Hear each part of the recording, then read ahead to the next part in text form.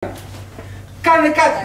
Εγώ είμαι ο Παντελής ο Λάβρο από το χρηματιστήριο. Οπότε από την τελευταία κουβέντα που είπε ο φίλος ο Γιώργος που έχουμε δουλέψει και μαζί, τα σύνθετα προβλήματα θέλουν αυτό που λέγεται πλάγια σκέψη, lateral thinking. Οι πολλές startups που είναι και πολύ της μόδας δεν θα φέρουν αποτελέσματα. Μια ιδέα που δεν είναι δική μου, είναι κυπριακή, λέει, όπως είπε ο Γιώργος για τα 50 και τα 15 δις, τι θα γινόταν αν έβγαινε ένας νόμος, μια γραμμή που έλεγε όλες οι τουριστικές εγκαταστάσεις δικαιούνται να χτίσουν έναν ακόμα όροφο. Τελεία. Αυτό να δούμε οι προτάσεις που έχουν μεγάλο leverage, μεγάλο impact. Τέτοιου τύπου προτάσεις μπορούν να φέρουν την ανάπτυξη με την έννοια ότι μπορεί να δημιουργηθεί εκ του μηδενός αξία, η οποία μπορεί να φέρει λεφτά στο σύστημα που είτε είναι κρυμμένα, είτε να μπορεί να δανειστεί με υγιή τρόπο, διότι το αποτέλεσμα του δανεισμού μπορεί να πουληθεί. Αυτό ήταν έτσι μια προβοκατόρικη ιδέα που κατά τη γνώμη μου με τέτοιον τρόπο πρέπει να σκεφτόμαστε. Αρχικά, έτσι ένα σχόλιο και στην κυρία Κοταρίδη και στον Γιώργο και στους υπόλοιπους συνομιλητές. Κατά τη γνώμη μας, η ανάλυση που έχουμε κάνει είναι ότι υπάρχουν δύο κεντρικά θέματα. Το ένα θέμα ήταν ο τρόπος κατανομής των πόρων και το δεύτερο ήταν η υπερβολική μόχλευση που υπήρχε στο σύστημα. Και σε δύο συστήματα, και στο πολιτικό σύστημα, μέσω του δημόσιου δανεισμού υπήρχε μόχλευση και κατανομή των πόρων από τους πολιτικούς, μέσω των φόρων δηλαδή συγκέντρωση πόρων, αλλά και δημόσιος δανεισμός.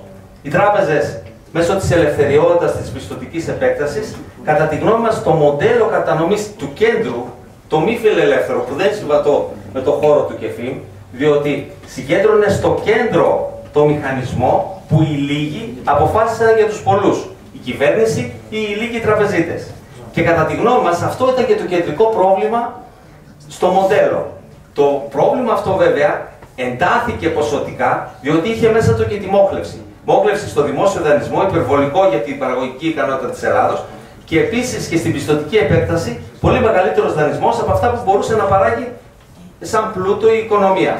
Σε αυτό το σημείο, κατά τη γνώμη μας, είναι επίκαιρη μια πρόταση που λέει ότι πρέπει να βάλω τις αγορές, τη χρηματιστηριακή αγορά, να αποφασίζει ως σηματορός την κατεύθυνση των επενδύσεων και επειδή η χρηματιστηριακή αγορά, όπως ξέρετε, μπορεί να προσελκύσει εύκολα χρήματα και πόρους από το εξωτερικό και επειδή οι πόροι αυτοί από το εξωτερικό είναι πιο σοφιστικοί, θα αποφασίσουν το allocation of capital με μεγαλύτερη ακρίβεια και πιο αποτελεσματικά και από το πολιτικό σύστημα και από το τραπεζικό σύστημα.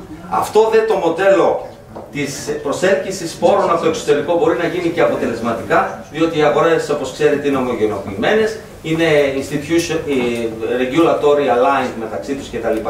Άρα λοιπόν στην προβληματική, κατά τη γνώμη μας, πρέπει να μπει και η έννοια της χρηματιστηριακής αγοράς. Όταν μπει πραγματικό χρήμα, τότε και η μόχλευση των επιχειρήσεων θα γίνει πιο μαλακή και άρα λοιπόν μπορεί και οι τράπεζες να βελτιωθούν. Άρα λοιπόν αυτό ήταν έτσι μια ιδέα, μια σκέψη που είναι κατά τη γνώμη μας συμβατή με το αδιαμεσολάβητο μοντέλο που ο πολίτης που παράγει τον πλούτο έχει περισσότερα χρήματα στη τσέπη του και άρα λοιπόν ο ίδιος αποφασίζει πού θα τα κατευθύνει και όχι το πολιτικό σύστημα και οι τραπεζίτες. Κύριε Λαμπρό, πάντως αν μου επιτρέπετε και να πάω στον κύριο Τζούρο, γιατί δεν ξέρω αν οι παριστάμενοι θέλουν να πούμε τίποτα.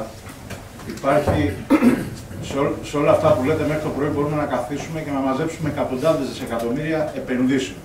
Έτσι, εκατοντάδες. Και μιλάμε για ανακοινωμένα project, υποσχεδιασμό κτλ. Μόνο που υπάρχει ένα σοβαρό πρόβλημα. Λαϊκισμός, ιδεολειψίες. Το δασαρχείο. Και σύνταγμα, αναθεώρηση συντάγματος για ο λαϊκισμός όμως βασίζεται στο χρηματοοικονομικό αναλφαβητισμό. Ναι, γιατί αυτό που στην ομιλία που έκανα είπα ότι το χρηματοπιστωτικό σύστημα βοηθάει γενικώς ευρύτερα. Έχει πολλές λειτουργίες. Δεν ανέφερα ότι μια βασική λειτουργία, γιατί δεν ήταν της παρούσης, είναι αυτή η πληροφόρηση την οποία είπατε μόλις τώρα, ότι μπορεί και αξιολογεί ακριβώς την αξία αυτού που θέλει να πάει να επενδύσει. Που κάτι κεντρικά κατευθυνόμενο δεν μπορεί να το κάνει. Άρα έχει τη δυνατότητα, λόγω αυτής της πληροφόρησης και της αξιολόγησης της ορθής που θα κάνει, γιατί όλος θα πάει να πάρει τα ωραία του λεφτά, άρα θα ψάξει να βρει την ορθή πληροφόρηση. Άρα με αυτή την έννοια, ναι, και γι' αυτό είναι σημαντικό το χρηματοπιστωτικό σύστημα για την ανάπτυξη των χωρών. Να πάμε στον κύριο Τζούρο. Ευχαριστώ πολύ.